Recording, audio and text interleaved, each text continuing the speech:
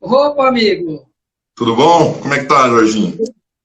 Tudo bem, amigo? Melhor ainda agora, né, cara? Começar essa bate-papo aí de hoje. Vamos lá, vamos lá, vamos conversar aqui um pouquinho, né? Falar um pouquinho da história, né? Da resenha que não pode faltar. Estamos aí. Opa, legal. Eu tô vendo que é em Mogi, Thaís em Mogi, né? Mojimirim, né? Fica pertinho de Campinas, 30, Eu 25 tô vendo minutos de que aí tá Campinas. tranquilo, né? Eu tô vendo que aí tá tranquilo, ainda tá um pouco, não tá tão frio. Agora aqui, meu amigo, É. Hoje deu uma esquentada aqui, mas nas últimas semanas, semana passada, na outra, fez bastante frio. Hoje que deu uma melhoradinha aqui, que deu para colocar uma camiseta. legal. Amigo, primeiro, obrigado por estar com a gente aqui para bater esse papo. É uma honra ter você aqui e vamos aproveitar o máximo possível essa uma horinha que o Instagram nos permite para a gente fazer essa live. Então, obrigado aí pela tua presença, campeão. Imagina. Prazer é meu. Show de bola. Então, tem que começar por uma pergunta muito simples. Meu amigo, futebol, você jogou futebol antes de jogar vôlei? Conta para nós como é que foi a experiência aí. Eu acho que quem do esporte, que fez a carreira no esporte, não jogou futebol antes, né? Acho que quase todo mundo aconteceu isso. Eu joguei amadoramente, né? Lógico, aqui na minha cidade, num clube que chamava Floresta, e foi muito legal, assim, muito novo, com 12, 13 anos, mas foi uma experiência muito, muito gratificante, assim, eu sempre gostei muito de futebol, acompanho futebol, acompanho tanto futebol nacional quanto aqui da minha cidade, sempre acompanhei, sempre que eu pude estar presente nos jogos, eu estava, porque eu sempre tive muitos amigos que jogavam o campeonato amador aqui da minha cidade, que é muito forte, talvez o mais forte da região seja aqui, e sempre gostei muito de futebol, sou corintiano e Opa, sempre acompanhei. legal, legal. Amigo, quando você foi para o vôlei, conta um pouquinho do início aí. Eu já queria aproveitar para explorar uma peneira que você foi fazer lá no Banespa, né? Isso, na verdade, assim, o Banespa, eu comecei jogando aqui na minha cidade, em Mojimirim, Isso. e joguei durante 2, 3 anos aqui, e fui fazer uma peneira no Banespa. Na época, foi ali 93 para 94, tinham 2.000 atletas fazendo a peneira. A peneira do Banespa era muito concorrida. Era talvez a mais concorrida do Brasil. Tinham atletas do Brasil inteiro que ficavam uma semana lá em São Paulo fazendo a peneira. Tanto é que na minha peneira passou eu e o Gustavo. Gustavo, que foi capitão da seleção na era Bernardinho, né, durante 10 anos ou mais, ele foi capitão da seleção. Nós passamos juntos. E o Giba fez a peneira e não passou. Olha só aqui como as coisas mudam, né? Exatamente, exatamente. As coisas das peneiras e tantos exemplos que a gente tem no futebol e no vôlei que não deu certo numa peneira, mas, no entanto, não desistiu e seguiu carreira, né? Ô, O caso Dirceu, do depois... Giba. Isso, o próprio Giba é exemplo disso, né? E no futebol nós temos bem marcante é o Cafu, né? Ô, Dirceu, então depois disso você foi bicampeão carioca, né? Então ainda muito novo ainda, né? Então, aí eu fiquei um ano no Banespa, fui para o Flamengo, no Rio, e daí no Rio eu fui com o Flamengo, acho que 2 vezes, depois com a Olímpicos eu fui também, eu sei que eu tenho alguns títulos ali carioca, e depois do Flamengo foi quando realmente abriu as portas para mim, que eu fui chamado para a seleção juvenil brasileira. Sem ter participado de nenhum campeonato brasileiro, sem ter participado de nenhuma seleção estadual.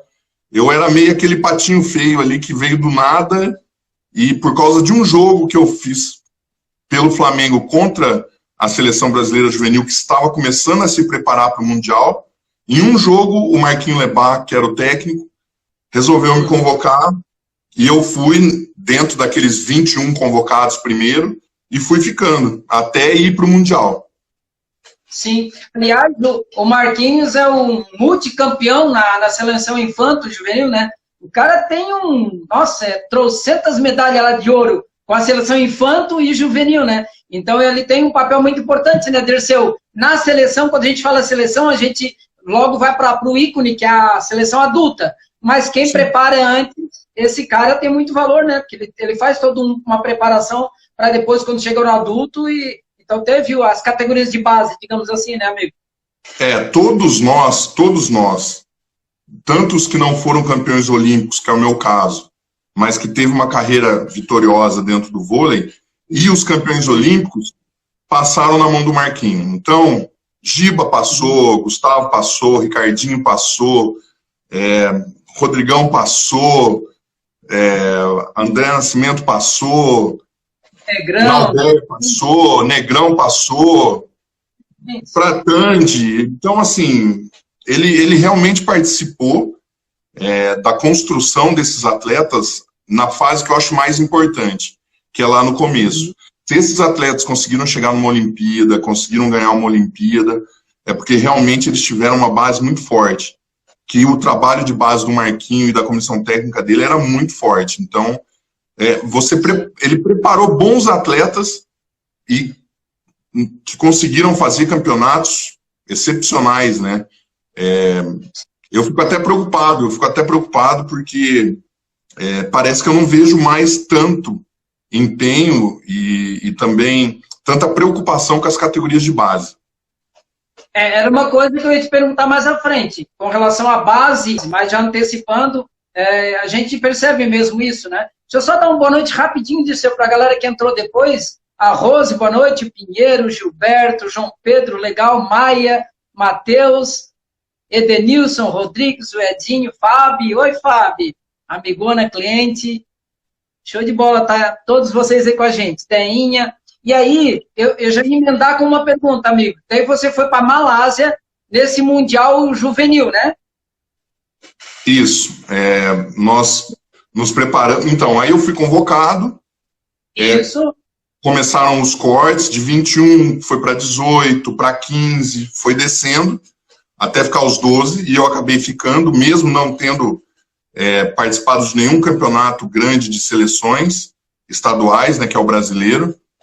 Eu acabei ficando. Então a minha seleção foi Giba, né, o Giba era o ponteiro, eu jogava de oposto na época. Aí tinha o Gustavo, era o central, o Ricardinho era o levantador. Tinha muita gente boa, né, nessa seleção. Praticamente todos, né, praticamente não, todos da seleção acabaram tendo carreiras muito bonitas aí no voleibol. E daí o nosso Mundial foi na Malásia, onde nós acabamos perdendo na final para a Rússia. Na semifinal nós perdemos o nosso capitão e assim, eu acho que isso, na época, todos muito novos, né, acabou desestruturando um pouco, que era o Alex Lenz, ele era o central titular, era Alex Lenz e Brás, o Gustavo era a reserva deles. E era Alex Lenz e Brás, Manios e Giba, Ricardinho e eu. Uhum. E daí nós perdemos para a Rússia, na final, que também tinha um time muito bom, jogadores ainda que depois jogaram, Tetiukini, Kazakov, fizeram também carreiras muito fortes aí no voleibol mundial. Aí eu voltei do Mundial e acabei jogando mais um ano no Flamengo e depois fui para Suzano. Uhum. Da Suzano, depois na sequência você já foi para a Unisul, né? Que foi eu lembro muito bem, Suzano ainda eu quero explorar um pouquinho mais, tem uns detalhes interessantes aí para a gente falar sobre Suzano.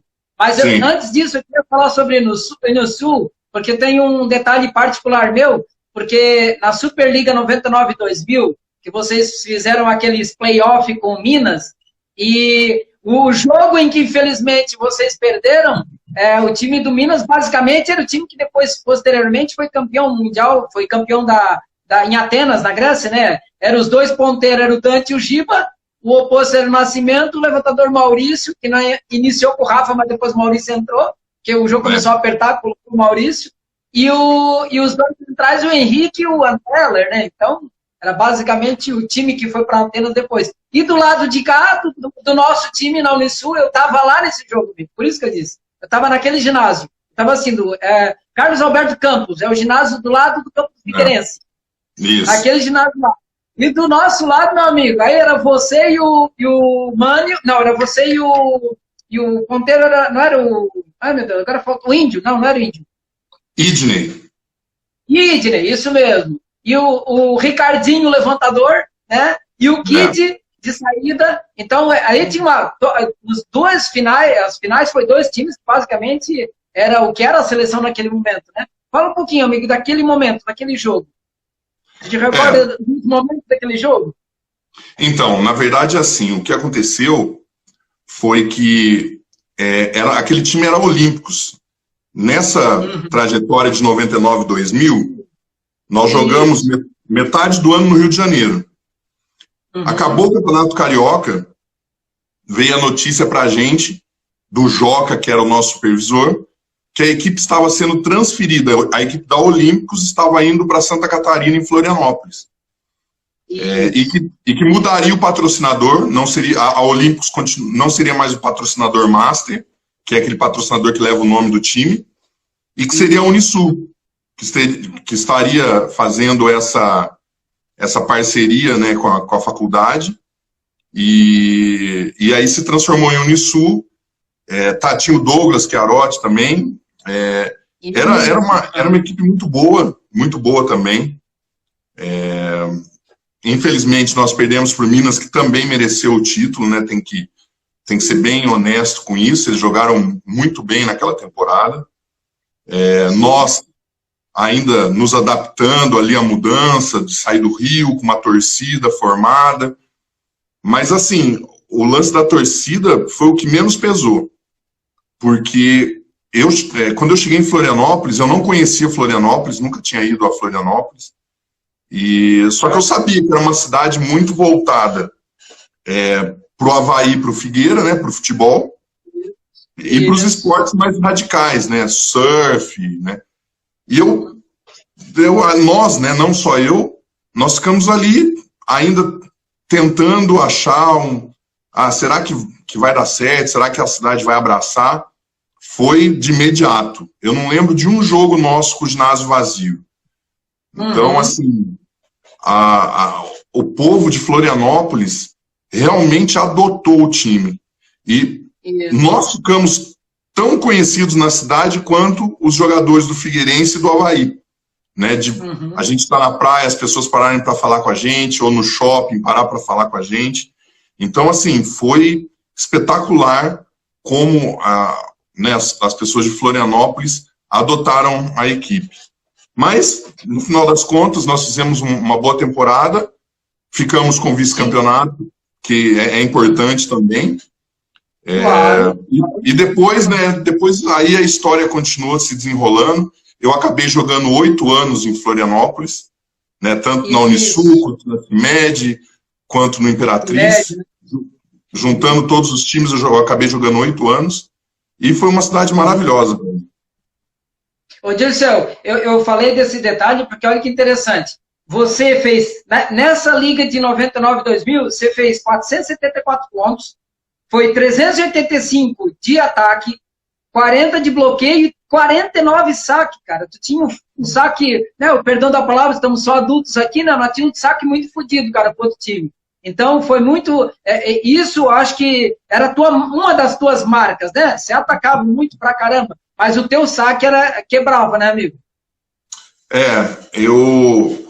Eu tive, né, nessa fase, no começo dos anos 2000, essa, talvez, facilidade no saque. Realmente, meu saque era um saque mais pesado. Eu tinha liberdade para arriscar. Isso faz toda a diferença.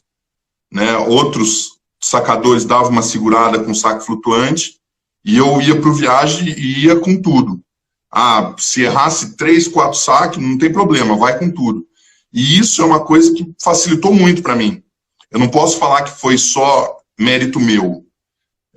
Na verdade, foi muito mais mérito da equipe, que absorvia os meus erros e o próximo não errava. E daí eu tinha uma outra oportunidade, depois do rodízio, de ir forte de novo.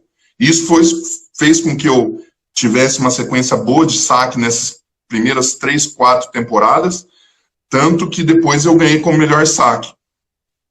Isso. Tanto que a próxima temporada que você foi da Unisul, aí vocês foram campeões, 2003, 2004, e aí tu atingiu 2.000 pontos, né? Primeiro atingir 2.000 pontos numa liga, né? Isso bacana esse número que aconteceu. Isso é um título, né, que eu tenho muito orgulho, porque é uma coisa única, né? Tantos jogadores passaram pelos campeonatos brasileiros, pela Superliga, e de todos os jogadores brasileiros, eu fui o primeiro a fazer 2.000 pontos no campeonato.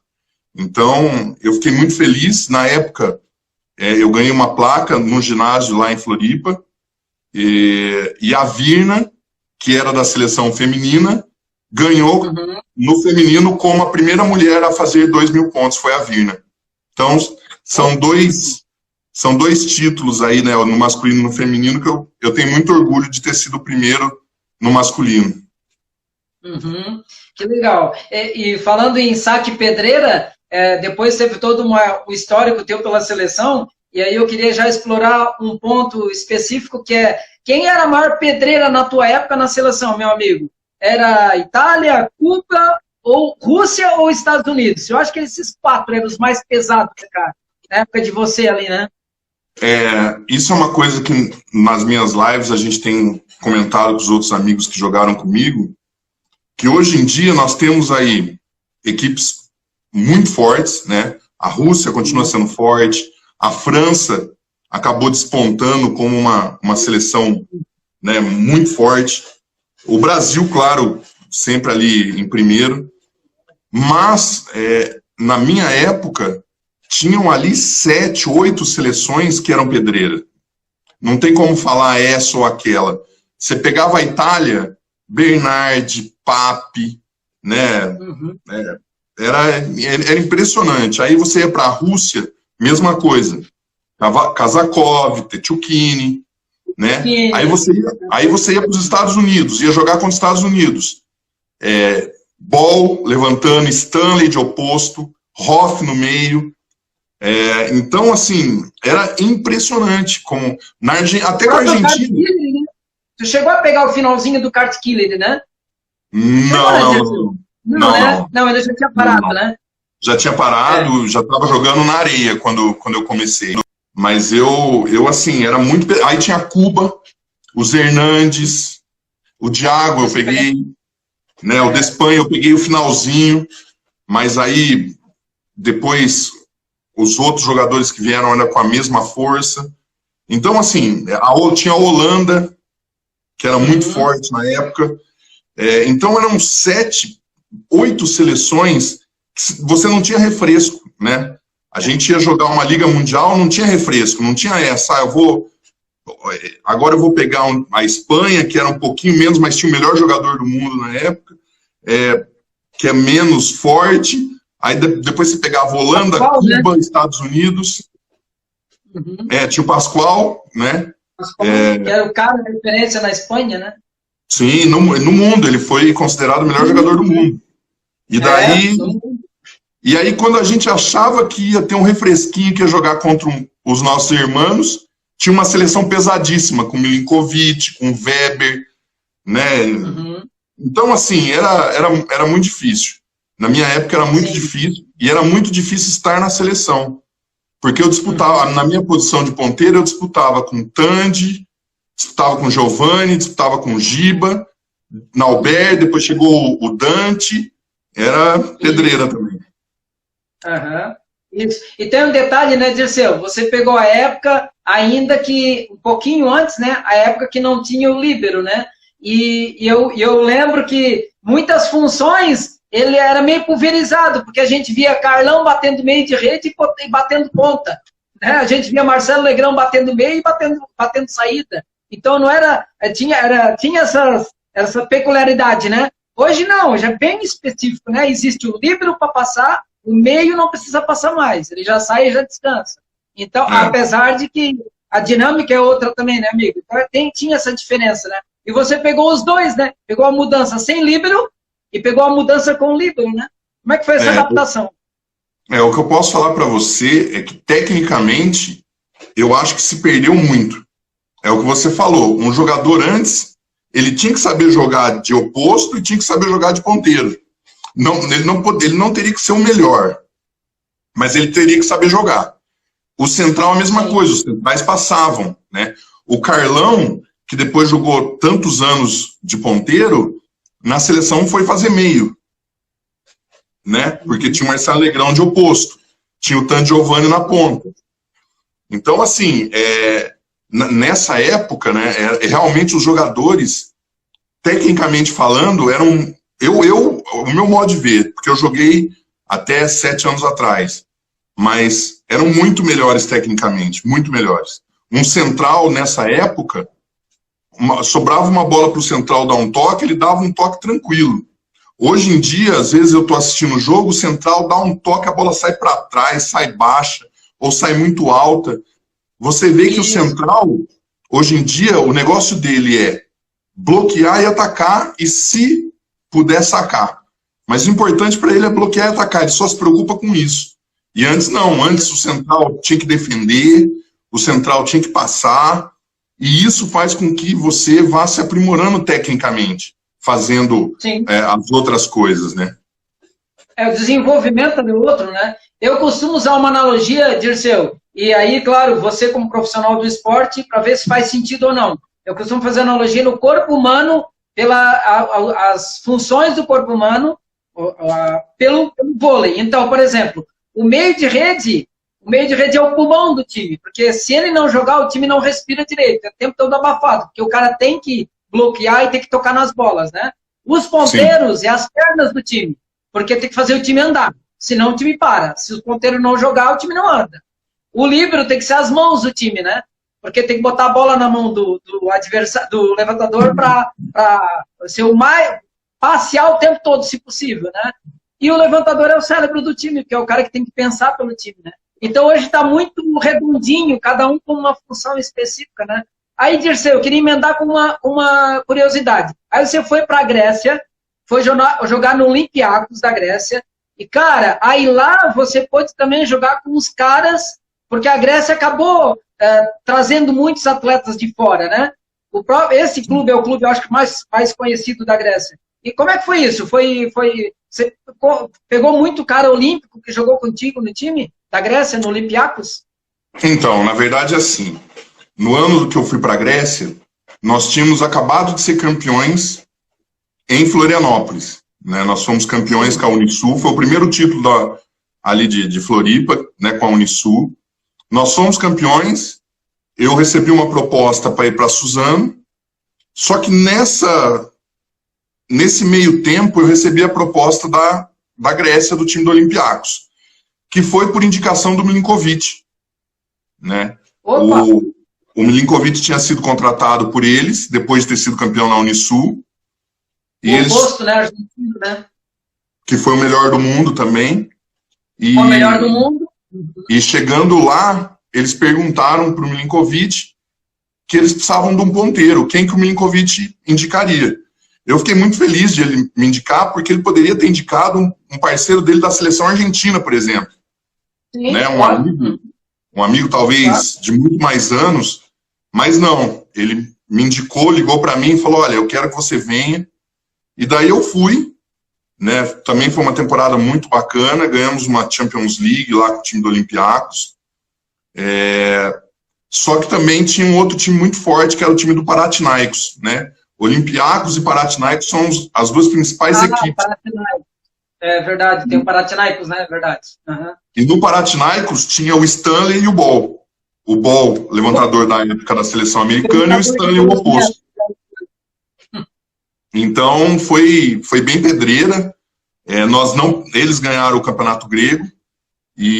Mas, assim, foi uma temporada muito bacana. Fiz grandes amigos. Na minha equipe, o levantador da minha equipe era o levantador da seleção grega, o ponteiro era o ponteiro da seleção grega. Então, assim, foi uma experiência de vida muito bacana morar na Grécia, né? Um lugar muito bonito, que tem muita história. Então, assim, para mim foi maravilhoso. Tem uma história mesmo com o esporte mesmo, na Grécia, né? Deixa eu dar um alô aqui pra galera. Núcleo Vôlei, que legal. Tani, oi Tani. Teinha, Cláudia, oi Mi, boa noite Mi. Anderson, boa noite Anderson. Joana, Oli, Alberto, Pátia, Patrícia, Simone, o Choco, que legal.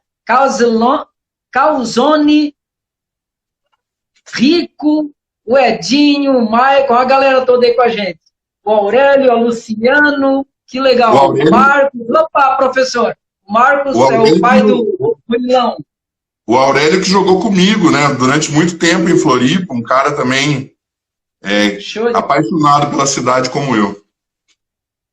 Show de bola, show de bola. Que bom, Aurélio. E o Marcos estava falando, né, de seu. O Marcos é o pai do Murilo, seleção brasileira. Murilo Radek, o Marcos, né? Sim, levantador, né? Opa, que legal. Que legal todos estarem com a gente. Show de bola. Mas além da Grécia, você acabou indo depois Porto Rico, né? Teve uma passagem ali na América Central, né? Porto Rico, né, amigo? Na verdade, assim, Porto Rico, para mim, as pessoas me perguntam, eu acabei morando em 5 países, conheci mais de 40, e as pessoas perguntam para mim, dos 40 países que você conheceu, qual você gostaria de morar, se fosse para sair do Brasil? De todos os 40, seria Porto Rico. Foi o lugar que eu mais gostei de morar, o país sensacional, né? É um estado americano, então a polícia americana, o exército americano, eles falam inglês, espanhol, as leis... É uma ilha caribenha, né? É uma ilha caribenha também, não? Isso, é no Caribe. E assim, uma ilha maravilhosa. Eu não conhecia, né? Tinha viajado muito para a Europa, para os Estados Unidos antes, mas Porto Rico eu não conhecia. Tanto que quando me convidaram para ir para lá, eu fiquei meio assim, falei, nossa, mas Porto Rico, se eu soubesse, eu tinha ido antes. Que país maravilhoso, sabe? Um campeonato muito bom. A maioria dos jogadores, cada time podia ter um estrangeiro, então também tinham estrangeiros bons, tinha cubano, tinha alemão, e assim, para mim, como qualidade de vida, foi excepcional em Porto Rico. E depois voltei e joguei uma segunda temporada lá de novo, porque o campeonato em Porto Rico ele fica numa entre-safra. Acaba o campeonato no Brasil, começa o de Porto Rico. Mas em quanto tempo lá a liga deles? Demora 8 meses, 7 meses, 8 meses. Certo, ok. E eles trazem muita gente de fora também? Atletas de fora? Ou a base Sim. mesmo é de lá? Não, eles levam muitos jogadores de fora, porque por Porto Rico ser um estado americano, tem muito dinheiro também, né? Sim. Só que lá o voleibol é o 5º, 6º esporte, porque antes tem beisebol, que eles gostam muito, né? O futebol americano, mas o beisebol e o basquete são os principais esportes em Porto Rico. Mas a estrutura é muito boa, os ginásios, todos os ginásios que eu joguei lá tinham ar-condicionado, assim, realmente é uma qualidade, tanto de vida quanto para você fazer o esporte, excepcional. Assim, é um país que eu tenho muita vontade de voltar novamente. Nas minhas lives, às vezes, tem um amigo meu de Porto Rico, foi levantador do meu time, ele assiste e comenta. O pai dele jogou com o Michael Jordan, e até na casa dele tem uma foto do pai com o Michael Jordan jogando. Então, assim, eu fiz grandes amizades lá, foram agradáveis, e eu aconselho a todo mundo, se um dia tiver oportunidade, depois que toda essa pandemia passar, vão até Porto Rico, não vão se arrepender. Que legal, que legal. Moisés, boa noite, Moisés. O Sam, é o voador 1000 ali, mas é o voador porque o cara joga muito. Futebol, canhotinho. Sam, grande amigo. Legal, Sam, que tá com a gente. Amigo, Grécia e outras ligas que você jogou. Na Liga da Europa, a Liga Europeia que você jogou lá, né? Você acabou jogando Champions lá e jogou a Liga Europeia. Ainda ou ainda não, ou na sua época, ou comparado com hoje, é uma das melhores ligas que tem no mundo, amigo? Porque daí lá tem Itália, tem Polônia, é a melhor liga do mundo ou não? Ou já começou a ficar diferente isso? Porque existiu a fase da Itália, né? Da época dos Orsi, enfim, mas Toffoli, aquela galera toda que ganhava tudo menos Olimpíada, né? E a Polônia hoje é um grande time, era também, né? Como é que você vê essa Liga Europeia? Não, continua forte, na minha época era forte. A Champions League, por exemplo, que é o campeonato ali que pega os principais campeões, é muito forte, né? Você pega... Sim, nós participamos e ganhamos com o Olympiacos. Isso. Então, assim, você acaba jogando com os dois melhores times da Itália, os dois melhores times da Rússia, os dois melhores times da França. Então, realmente, assim, é um campeonato muito forte. Os jogadores, né, vêm do mundo inteiro, hoje em dia mais até. Tanto é que no time da Polônia tem um cubano jogando, né, pela seleção polonesa e jogou durante muito tempo lá na Polônia, que agora ele joga na Itália agora. Então, é um fenômeno, praticamente, né? O cara foi para a seleção da Cuba, um gurizão, né? Sim. É o né?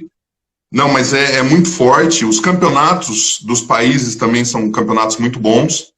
A gente pega aí o campeonato francês, tem 4, 5, 6 times bons. A gente pega na Rússia, mesma coisa. Pega na Itália, tem 3, 4 ali que estão mais ou menos no mesmo nível.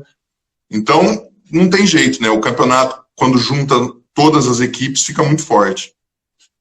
Legal. Aí você vai para uma liga que não é tão bem conhecida, ela nos Emirados Árabes, que é o Oman, é campeão invicto e o único estrangeiro no time. Aí que experiência é essa, amigo? Pensa aí. Na Grécia, jogando com os caras, né? E com jogadores do mundo todo. Aí vai para o Oman, você é o único estrangeiro do time e é campeão invicto. Conta um pouquinho para nós, alguma curiosidade dessa experiência de seu. Depois eu voltei, joguei no Brasil alguns anos, depois fui para a Suíça, né? Joguei na Suíça também, fui campeão lá da Copa Suíça, ganhei como melhor jogador.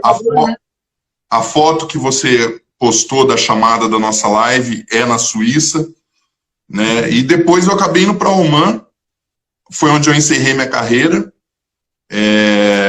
Assim, fantástico, foi ali 2012 para 2013. Foi muito legal. Além do campeonato de Oman, nós jogamos o campeonato asiático. Então, nós fomos para o Irã, jogamos contra os times do Irã, do Iraque, da Síria, da Líbia, né, de toda aquela parte ali, do Japão, né, foram 2 times do Japão, sim, muito bons. E foi muito bacana a experiência. O país é diferente, a cultura é diferente, né? Eles são islâmicos, então tudo é voltado para a religião, tudo. No meio do jogo, se tiver no horário de horários, param o jogo, todo mundo ora, depois recomeça o jogo de novo. Tem algumas peculiaridades, por exemplo, eles comem com a mão, né? E isso também a gente vai se adaptando. Então, assim, para mim foi fantástico poder conhecer uma cultura diferente da nossa, muito diferente, né? Só que uma coisa que eu aprendi viajando por esses 40 países é respeitar cada lugar que eu estivesse. E Oman tem, né, algumas coisas diferentes. Por exemplo, lá uma pessoa, um homem, pode ter 4 esposas. Então, você imagina, o levantador do meu time tinha 3. Então são coisas muito, muito diferentes do nosso cotidiano, né?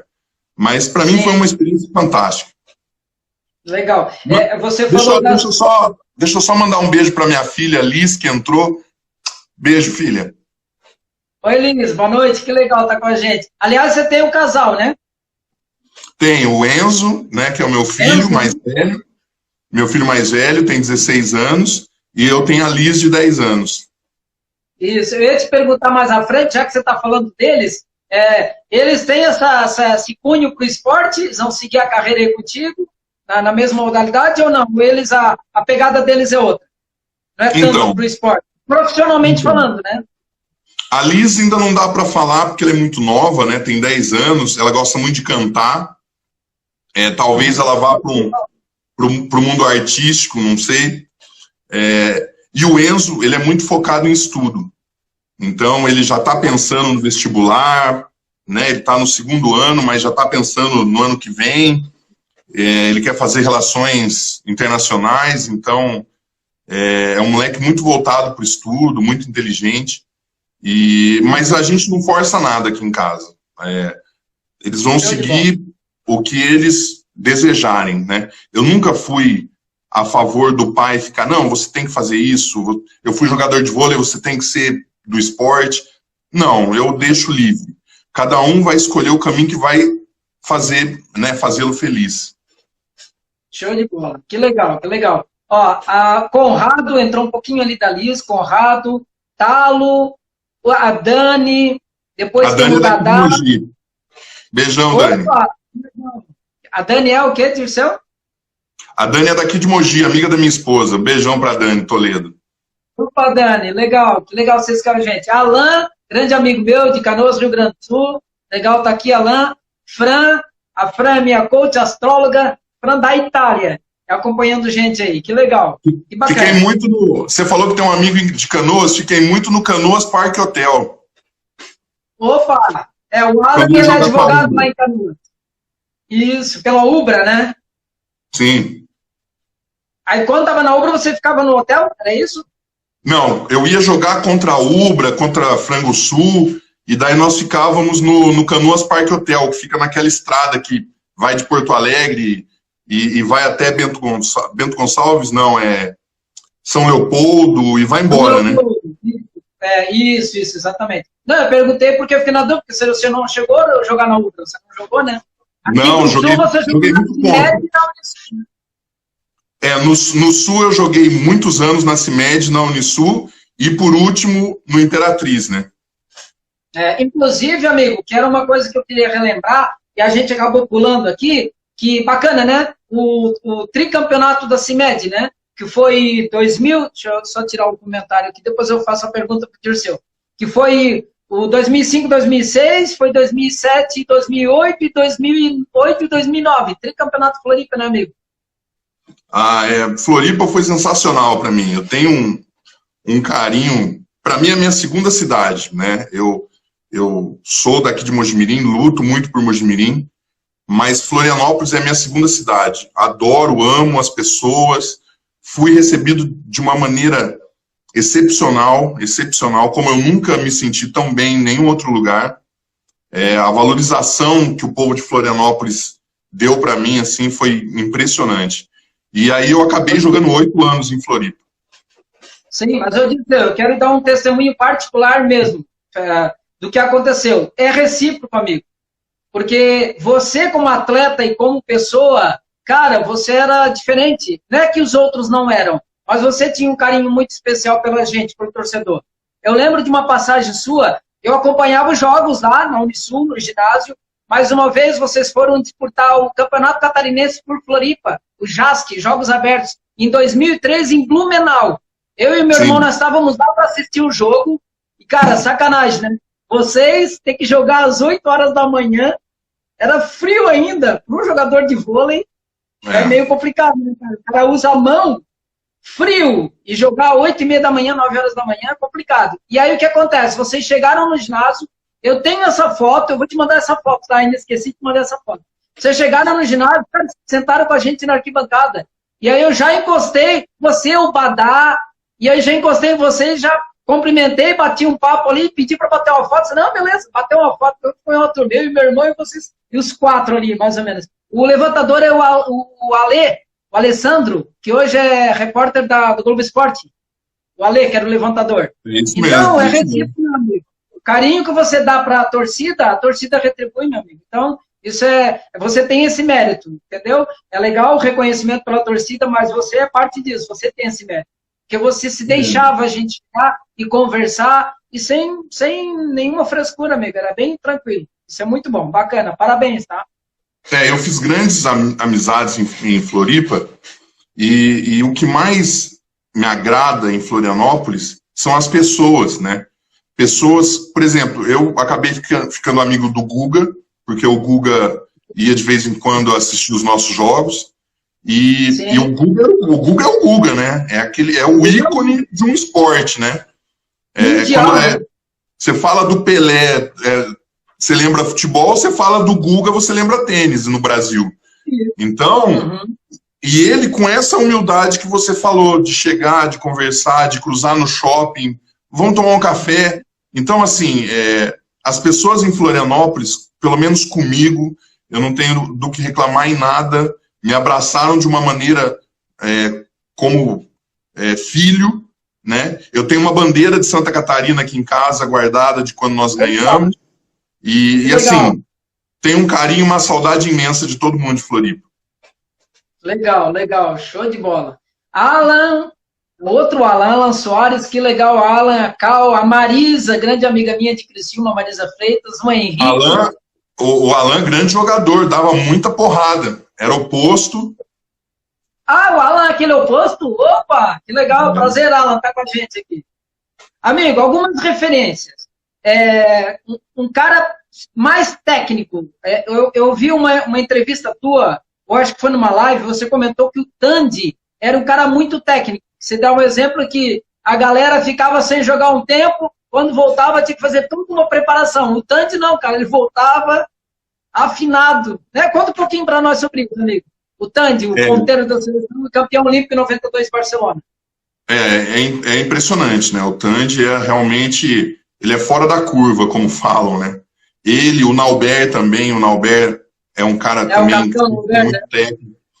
Mas o Tandy era impressionante. A gente ficava de férias, pegava ali, sei lá, 20 dias, 15 dias, às vezes, quando tinha. Porque tinha que sair do time, ficar uns dias descansando, se apresentar na seleção, e era essa pegada. Mas o Tandy era diferenciado. Nós, os normais, né, a gente tinha que treinar de novo, aí no passe sofria, a bola pegava no braço, ia na arquibancada. O próprio Giovani, que é um ícone também do vôlei, quando voltava de férias sofria, porque o Giovani sempre foi um jogador mais treinado, treinava igual um cavalo, né?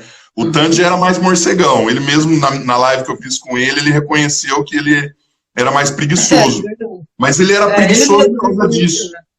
Ele era preguiçoso por causa disso, porque para ele a dificuldade de fazer os movimentos do vôlei era o mesmo que a gente tinha de andar.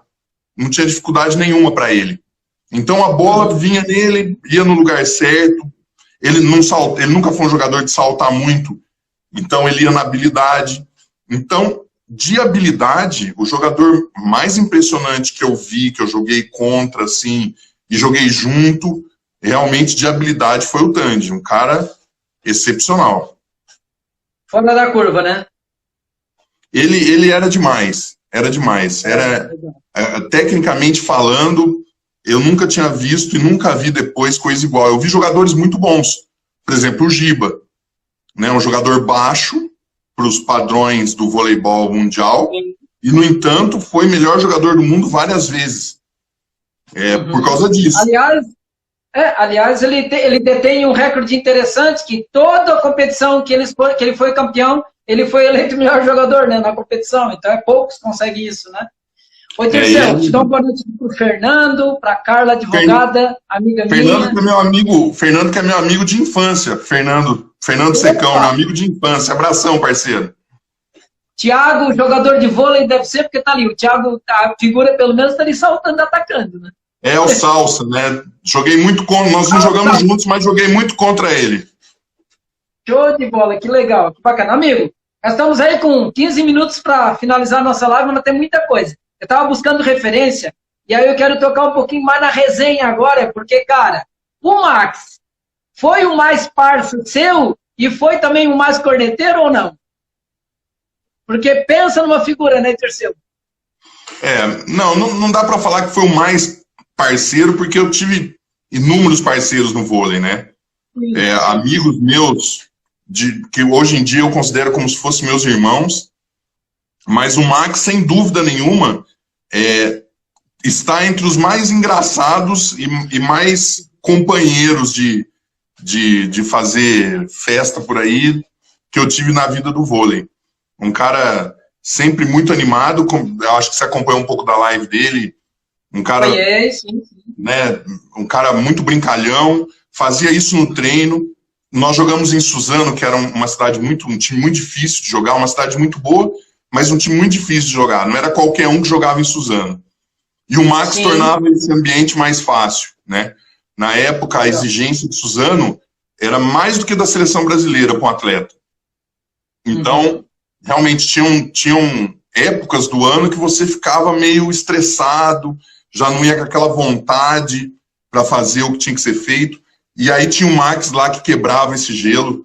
E o Max realmente, além de ser um jogador espetacular, né, com um ataque, um dos mais fortes do Brasil de todos os tempos, é o ataque do Max. E ele mesmo sendo seleção brasileira, ele tinha essa humildade de ajudar os mais novos. Realmente, isso eu acompanhei na live, e a live, na verdade, eu acho que é impossível você fazer uma live só com ele, né? Que tem muita história para contar com o cara, né? As minhas lives, elas passaram por diversos padrões, vamos dizer assim, né? Eu fiz com o Carlão e com o Tandy, que foram lives um pouco mais sérias, né? O Tandy mostrou o lado que eu já conhecia, esse lado de positivo, de que as coisas vão dar certo, que você tem que ir atrás.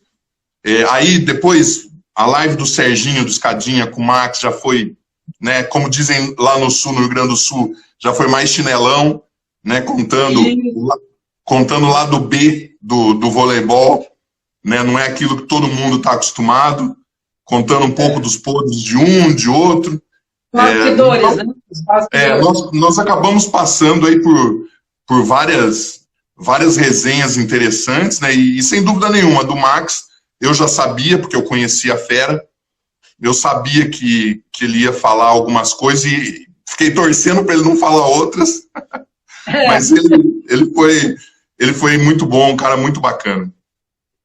Ô, amigo, teve alguma proposta que você teve, curiosidade, que já recusou? E aí emendo a pergunta, qual o teu auge que foi no voleibol, amigo? Quem no auge é que recebe mais proposta, né? Eu acho que de arrepender, talvez eu me arrependa de ter pedido dispensa da seleção. Na época, eu jogava em Suzano, e eles me pressionaram, porque eles precisavam de mim no time, porque o time era inteiro de seleção, e o time só ia chegar para a Superliga, eles precisavam que eu jogasse o Paulista. Então, eles fizeram uma pressão, eu acabei pedindo dispensa da seleção, e isso, eu acho que atrapalhou o meu retorno depois. Eu voltei depois, mas você já não volta com a mesma atenção, digamos assim. Eu acho que um arrependimento talvez tenha sido esse, de não ter encarado, né, não vou pedir dispensa da seleção, de repente poderia ter tido mais chance de ir para uma Olimpíada, mas na época Suzano era que me sustentava, né? Eu vim de família humilde e Suzano é que pagava o meu salário. A seleção, as pessoas talvez não saibam, mas o dinheiro é bem pouco na seleção que você recebe. Na época, tinham 3 patamares de salário dentro da seleção e eu era o último, né?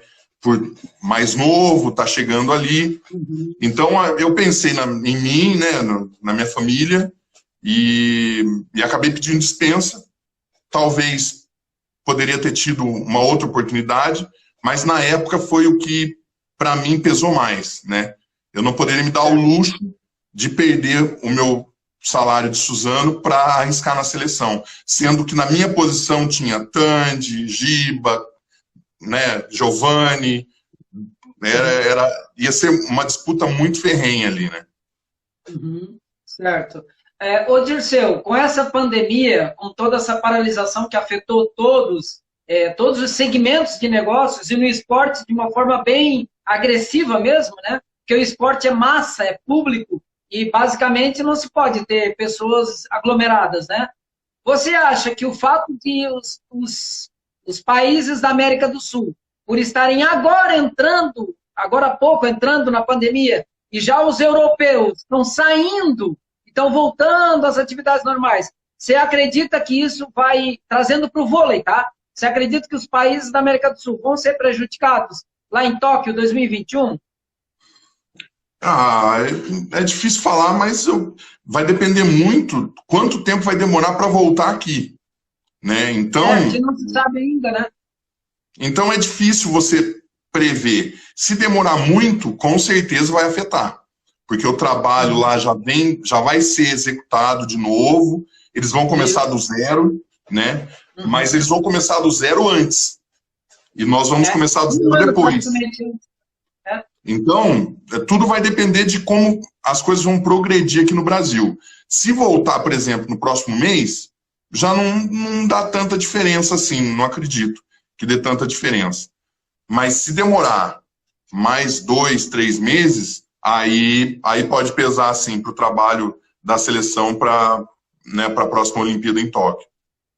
Certo. Boa noite, Douglas, que entrou agora. Quem mais? Fernando, a Vivi, Miss, legal, Max Albert, show de bola. Ô Dirceu, quem são os favoritos, na sua visão, para o masculino, e também se quiser falar do feminino, para as Olimpíadas de Tóquio? Quem são os favoritos aí? Digamos os 4 que você acha que vão brigar, ou enfim. Deixa eu só responder para a Miss, que é uma pessoa que acompanha muito voleibol. Ela está falando que se eu não tivesse pedido dispensa, talvez os técnicos estrangeiros. Mas aí, Miss, mais uma vez eu te falo, era uma questão de risco, né? E eu, bem mais novo, não tinha essa possibilidade de arriscar, né? Mesmo os técnicos, tanto é que eu fiz carreira fora do Brasil do mesmo jeito, porque eu acabei jogando em times grandes no Brasil minha vida inteira. Eu fiz, mais ou menos por alto, eu devo ter participado de umas 9 finais de Superliga.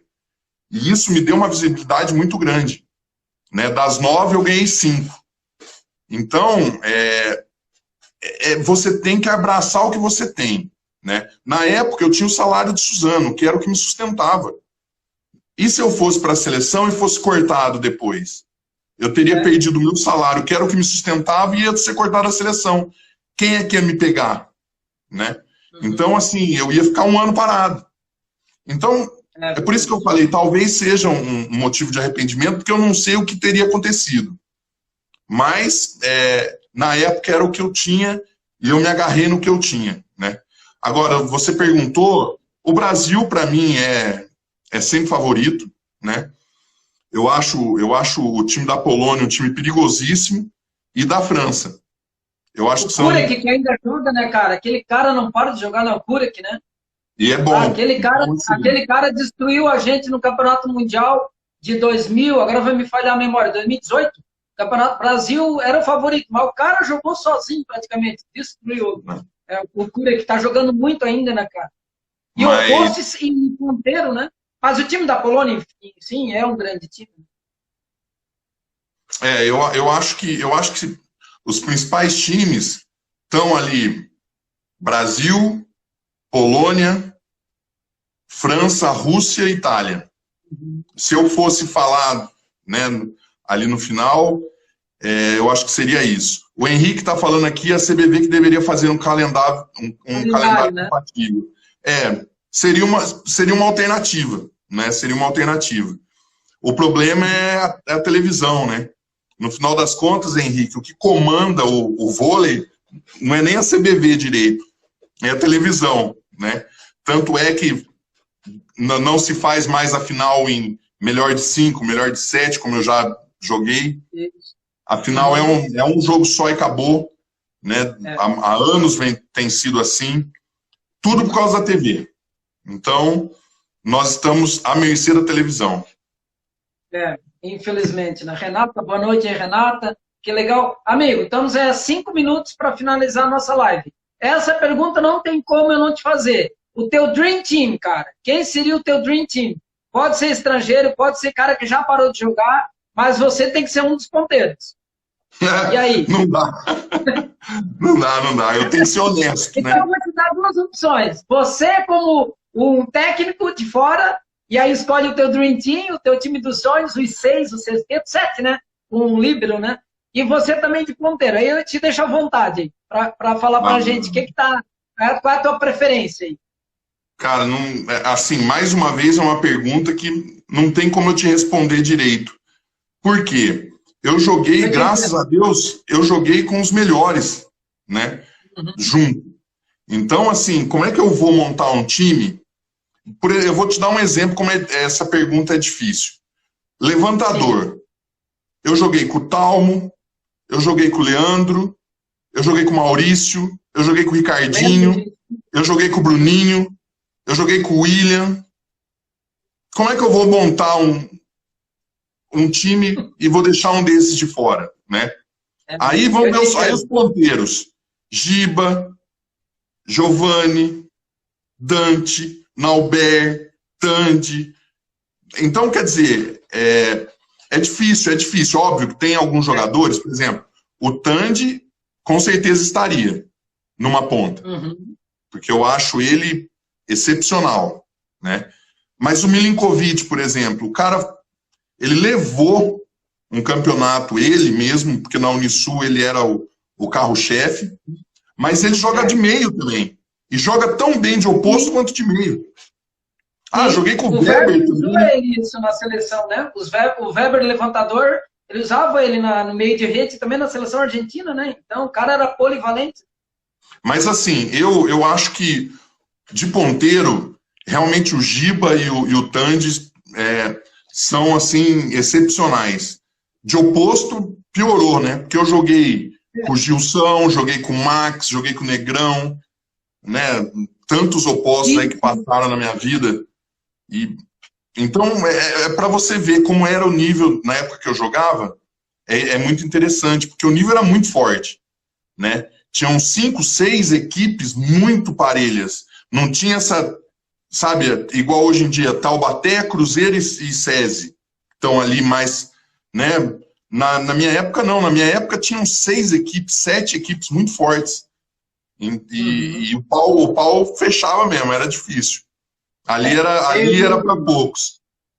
Eu imagino. Amigo, estamos entrando aí no 1 minuto e meio final aí da nossa live. Cara, passa muito rápido, é muito assunto. Eu quero te fazer um convite já aqui, publicamente, para a gente mais à frente poder fazer outra live, depois que passar tudo isso, para a gente falar um pouquinho de Olimpíada, né? Deixar tudo isso passar para a gente ter esse assunto da Olimpíada, o retorno dos campeonatos, e aí seria um prazer te ter novamente aqui. E eu queria te agradecer de coração e estar aqui com a gente e as tuas considerações finais, amigo. Não, Jorginho, lógico, já está aceito o convite. Eu agradeço, né, de você me chamar. Você tem chamado aí personalidades importantes do esporte para fazer a live. E eu, assim, só tenho que te agradecer.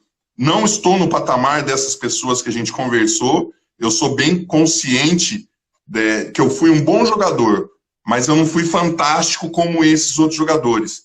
O que me deixa confortado é que eu fiz parte, né, um pouco da história do voleibol, e o mais importante do que os títulos e das equipes que eu passei foi o respeito que eu adquiri dessas pessoas que são ídolos no Brasil e no mundo. Eu acho que ter o respeito dessas pessoas é o que fez tudo valer a pena para mim. Fantástico, amigo. Os últimos 15 segundos. Obrigadão, Dirceu. Tá marcado a próxima live e a gente marca mais à frente, tá bom? Forte abraço. Tudo bom, querido? Vai ser um prazer. Tchau, tchau. Beijo para todo mundo.